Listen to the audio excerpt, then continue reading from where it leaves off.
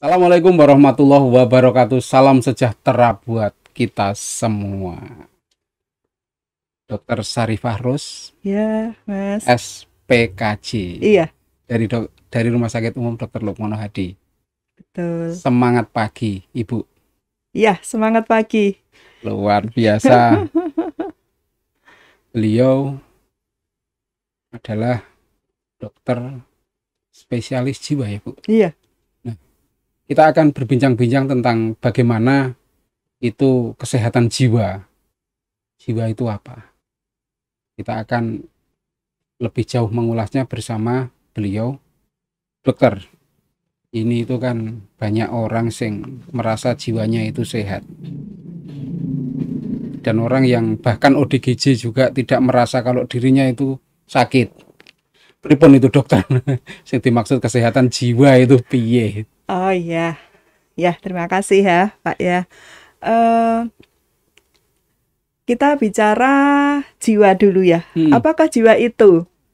Jiwa itu masalah perasaan, pikiran, perilaku. Ya.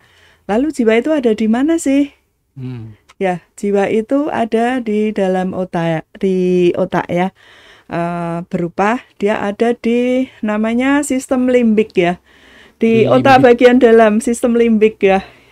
Itu sistem limbik itu ada amigdala, ada hipotalamus, talamus dan hipokampus. Ya, itu di dalam sekali, memang disimpan jauh di dalam. Lah, kemudian di depan di korteks prefrontal nih di depan ini itu juga ada yang mengurus masalah jiwa ya. Jadi kalau yang di sistem limbik itu dia mengurusi emosi, memori dan perilaku.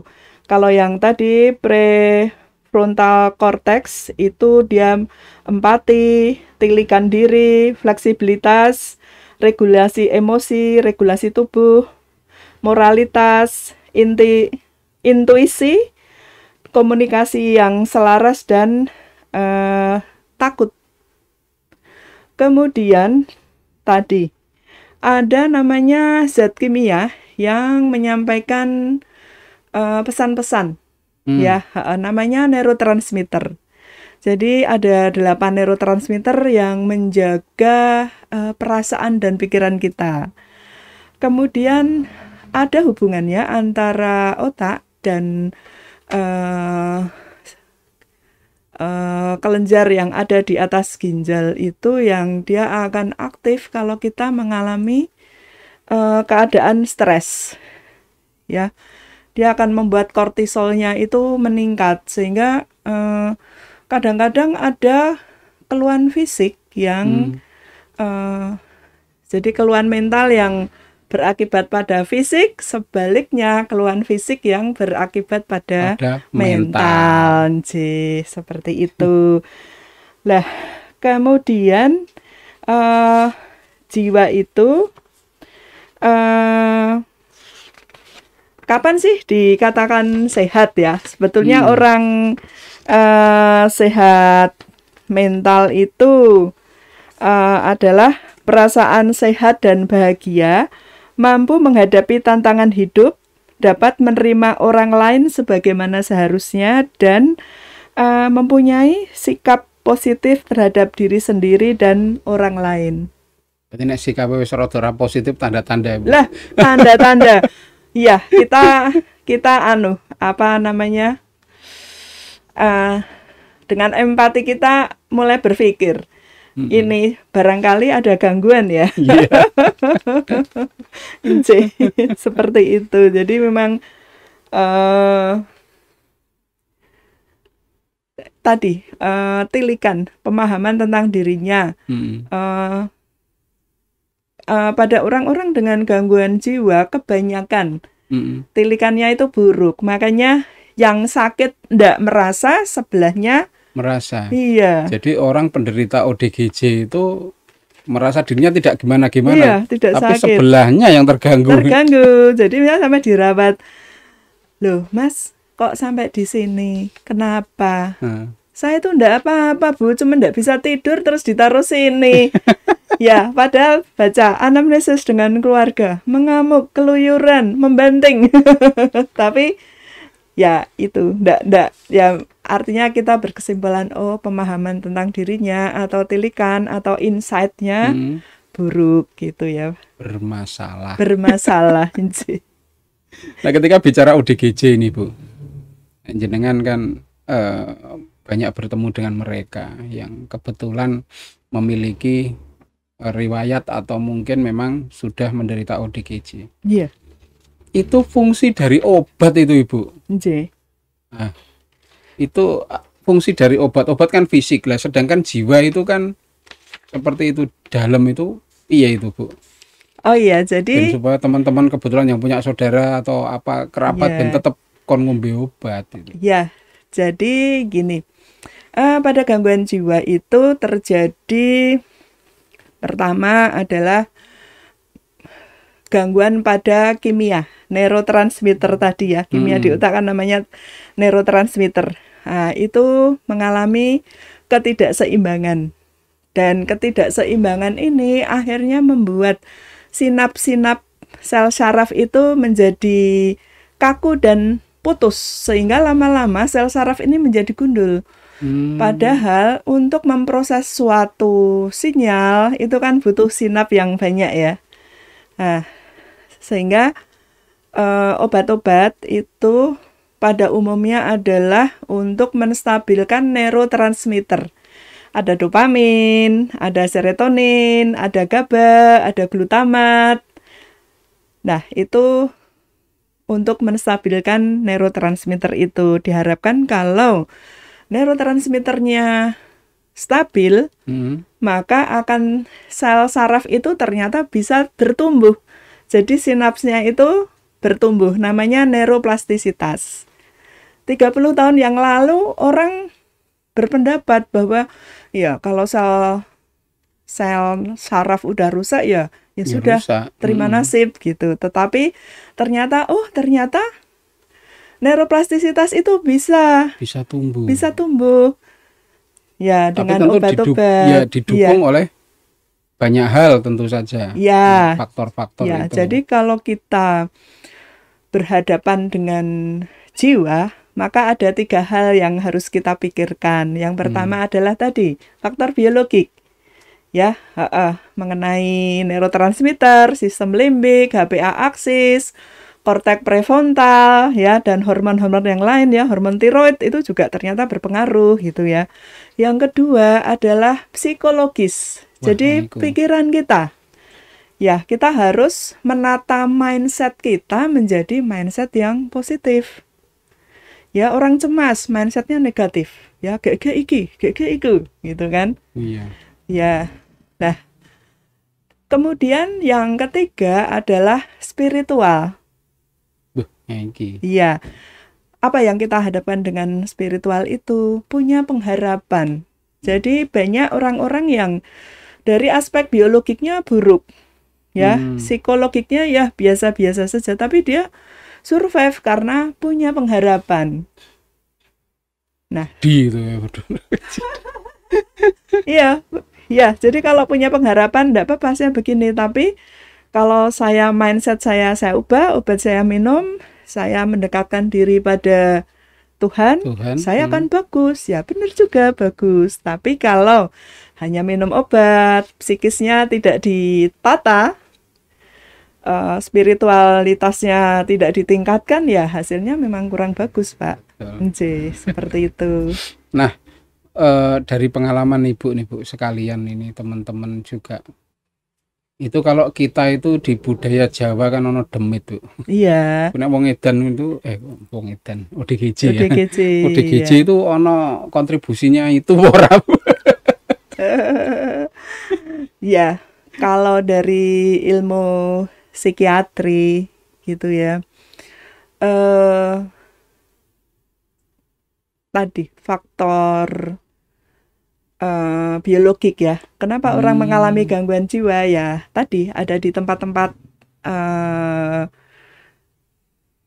jiwa bekerja itu ada kelainan ya. Bisa disebabkan oleh kelainan di dalam otak atau dari luar otak. Misalnya dari luar otak apa? Pakai zat, ya, narkoba dan lain-lainnya, alkohol gitu kan, dari luar tapi bisa mempengaruhi otak, gitu ya. Itu berpengaruh ya. Iya. Termasuk ketika seseorang sedang ada gejala itu kemudian dipasung. Iya. Wah, itu kan jadi iya sosialnya terganggu, orang mari-mari. Iya, ya. Ya, tadi memang masih beranggapan bahwa orang gangguan jiwa itu masalah setan, jin, demit dan lain-lain, dan itu ternyata membuat orang yang sakit itu tidak segera mencari pertolongan. Padahal penyakit jiwa itu bisa sembuh seperti penyakit yang lain. Makin cepat diobati, kemungkinan sembuhnya akan semakin besar. Dan kalau syarat-syarat tertentu dipenuhi, yaitu dari gejala pertama sampai diobati itu tidak lebih dari 6 bulan. Yang kedua, respon terhadap obatnya bagus. Yang ketiga, dukungan sosialnya bagus. Nah, orang ini bisa punya kesempatan yang besar untuk sembuh sempurna. Jadi sembuh sempurna itu sembuh nggak pakai obat. Kalau ada masalah bisa natai. Itu sembuh sempurna. Nah, karena tadi ada pemikiran ya kalau ini diganggu itu, diganggu ini makhluk yang lain. Nah, itu biasanya 6 bulan nggak sembuh baru ke dokter gitu ya. Nah, itu situasi yang harusnya urgent. Iya. Jadi terlewati. Iya. Kritikal ininya kan di 6 bulan itu ya sampai saat ini lah. Tapi kan ya rada angel, Dok, karena mereka kan ora rumangsa piye-piye gitu loh. Lah itulah. Ya, iya tantangannya di situ. Ini mau dibawa berobat wong ndek ora rumangsa piye-piye. Iya. Kadang-kadang yang sekitarnya juga masih biasa saja. Ragu-ragu. Ini gimana ya, Dok? Tapi ini 90%, 80%. Nah, ya. Padahal kalau kita tanya, iya, memang gangguan jiwa itu enggak kayak radio, sekali di udara tetap di udara, tidak. Gangguan jiwa itu kayak lampu, ada biar, ada pet. Makin berat, petnya makin banyak kan, Pak? Lah, itu jadi kalau pas dia biar dipikir sehat, pas pet lupa dihitung. Berapa lama dia pet? Oh, sudah 2 minggu, Dok, ada petnya. Nggak setiap hari sih, tapi saya hitung tuh udah 2 minggu dia ada petnya. Nah, seperti itulah. Ini akhirnya lewat karena gangguan jiwa itu sangat berpengaruh pada waktu. Nah, kalau waktu itu 6 bulan terlewati, bisa sembuh, bisa. Cuman biasanya itu sembuh parsial. Jadi sembuh, masih minum obat. Kalau ada masalah, agak goyang dikit. Nah, seperti itu. Tapi mereka pasien dengan gangguan jiwa itu, kira-kira aku ngerti orang, wah iki ketoke kok aku meh tek iki. Iya. Itu tahu ndak dia itu? Beberapa orang dengan tilikan baik itu sudah memahami. Memahami, iya. Kadang keluarganya, Dok, ini sudah 2 hari ndak makan. Oh ya, kenapa, Pak? Biasa nih, kalau sudah nggak makan nih mau kumat, Dok. Ini sebelum kumat saya bawa ke sini. Oh ya, baiklah gitu. Ada nggak mau makan. Biasanya memang ada tanda-tanda ya, dia mau tek gitu. Yang paling sering ada 3 hal. Gangguan tidur. Nggak bisa tidur atau tidur terus. Kemudian makan, nggak mau makan atau makan terus. Wah, iya, yang ketiga adalah hati yang berbolak-balik. Jadi takon terus ya. Mas iki yo. Ya. Terus Mas iki yo. Ya. Sudah mulai goyah. Pertanyaan yang sama. Ya, kan hatinya berbolak-balik ya, Iku nek sing wong lagi do jatuh cinta cah nom-nom iki urung. Lah itu. Ya sekarung gitu ya. Iya. Sehingga memang perlu diwaspadai ketika muncul tanda-tanda ora iso turu apa turu terus, tidak bisa tidur atau tidur terus, tidak mau makan atau makan terus. Dan hati berbolak-balik, bingung, gelisah itu. Nah, itu kalau itu biasanya 1 minggu tek gitu ya. Enggak, tapi yang bersangkutan kroso enggak? Dok, ini kok kayaknya saya ini kok mau gini ya gitu. Kadang beberapa yang tilikan baik mengerti, dok, sudah mulai nggak bisa tidur nih, saya mondok aja lah. Kenapa? Takut nek kumat nang omah isin gitu kan. Ada yang begitu, ya? Tahu malu ya. Ada yang pusing banget gitu ya. Dok, pusingnya banget loh. Udah saya kasih paracetamol, tetap pusing nih. Saya mesti mau kumat iki. Rawat inap ya dok. Ya. Gitu. Iya. Jadi ada yang aduh gelisah banget dok, gelisah banget gitu dia. Tapi gitu paham. Biasanya tanpa alasan apa ono alasan ya? Ketika dia kemudian tiba-tiba begitu itu memang karena hormonal atau memang ada efek eksternal sing menimpanya gitu. Atau bisa jadi orang apa-apa, jano baik-baik saja tapi karena bisa dengan stresor, bisa tidak. Bisa dia tidak minum obat, bahkan minum obat pun kadang ada kekambuhan itu. Memang ciri khas penyakitnya begitu. Pasti dengan kekambuhan dan kemunduran. Iya. Walaupun kemunduran itu tidak selalu berdampak gangguan jiwa itu kemudian nampak dan bisa diterjemahkan orang. Tidak, memang tidak. Tapi setelah lama-lama dirasa-rasakan, iya ya dia mundur ya. Tidak seperti yang dulu. Walaupun dia masih berfungsi seperti dulu ya. Tapi nggak seperti dulu gitu. Aneh gitu ya. Iya.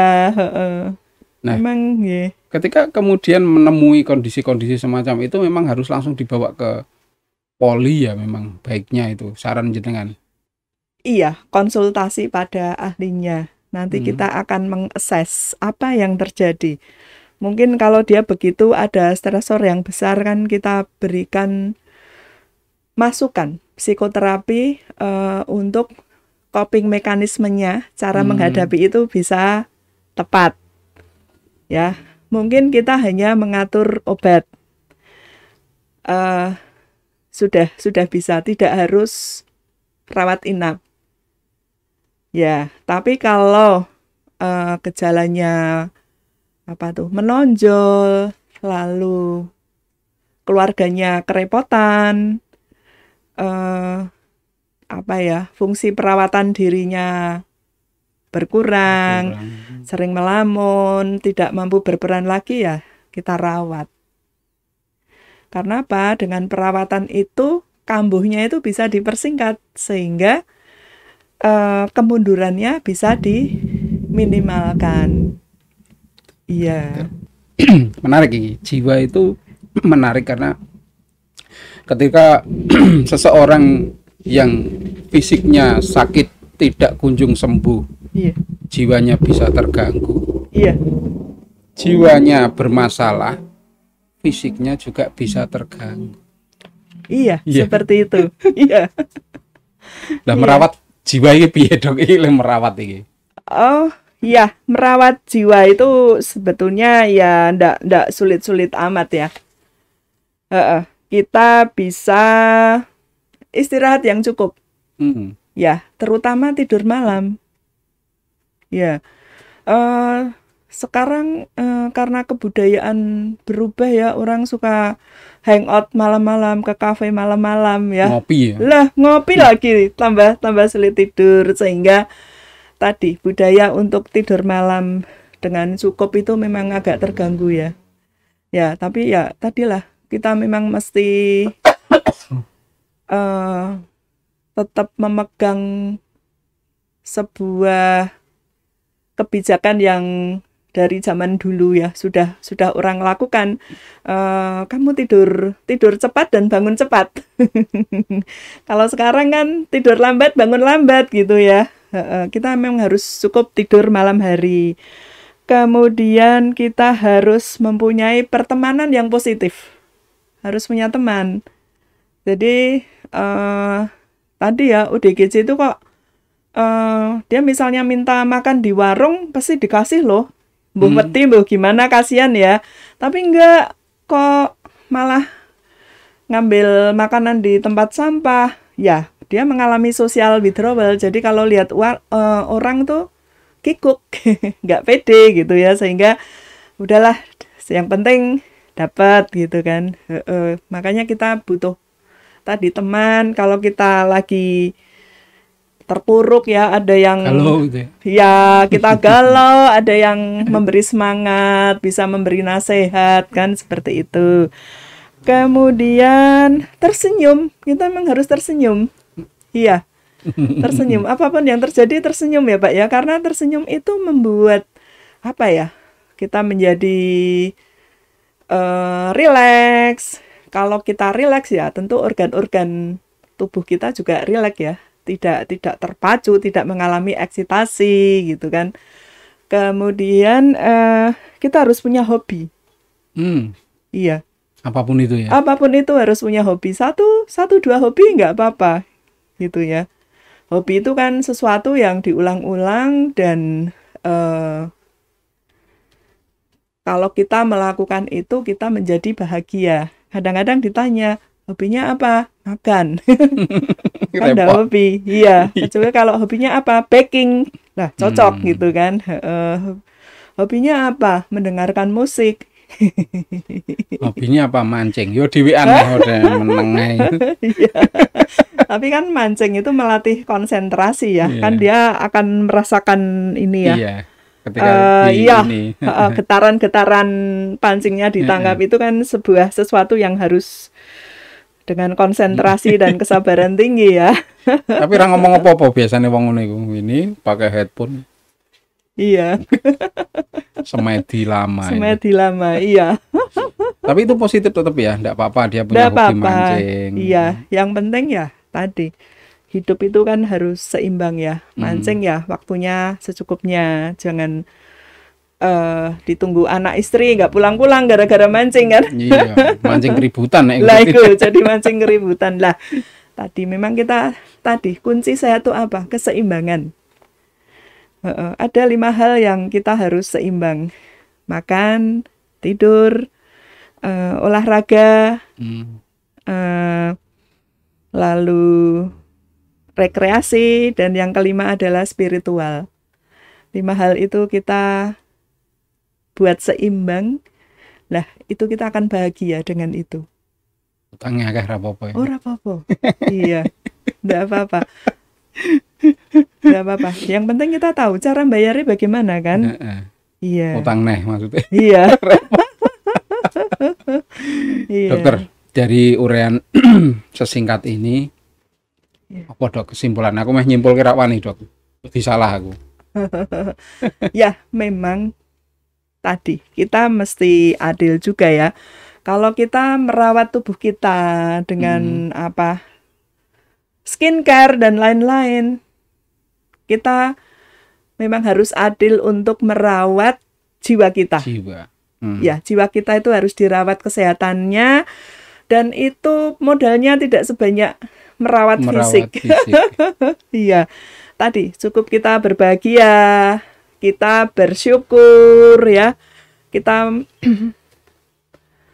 selalu berhitung syukur atas apa yang kita dapati, sebesar apa manfaat kita untuk orang lain, dan sebanyak apa kita bahagia menikmati kehidupan kita itu. Ya, sebetulnya hanya itu. Kalau kita bisa seperti itu, kita akan jadi tentram. Dan tentram itu kan ya nilai tertinggi dalam kesehatan jiwa ya. Kita tentram hidupnya gitu kan. Tentram ayem gitu. Jadi memang satu hal, kita harus merawat kesehatan jiwa kita. Harus merawat kesehatan jiwa. Iya. Dengan selalu bahagia dan supaya ayem, tentrem. Utang kira usah dipikir tapi dibayar. Leres. Ya, seperti itulah Pak. Luar biasa sekali Dokter Syarifah. Ini pesan-pesannya sangat mendasar sekali, di mana kita harus menjaga kesehatan jiwa. Ojo skincare tok sing dijogo, tapi jiwa juga dijaga. Karena kesehatan jiwa yang tidak bagus tentu akan memicu kesehatan fisik. Begitu pula sebaliknya. Jadi, mari kita tetap menjaga kesehatan, kita menjaga komunikasi dengan semuanya, tebarkan manfaat, insya Allah kita juga memiliki jiwa yang baik dan sehat. Begitu dokter ya? Ya, betul. Wah, biasa sekali. Kita akan bertemu lagi untuk tema-tema yang lebih menarik di kemudian hari dari Rumah Sakit Dokter Umum RSUD Dr. Lukmono Hadi Kudus. Assalamualaikum warahmatullahi wabarakatuh.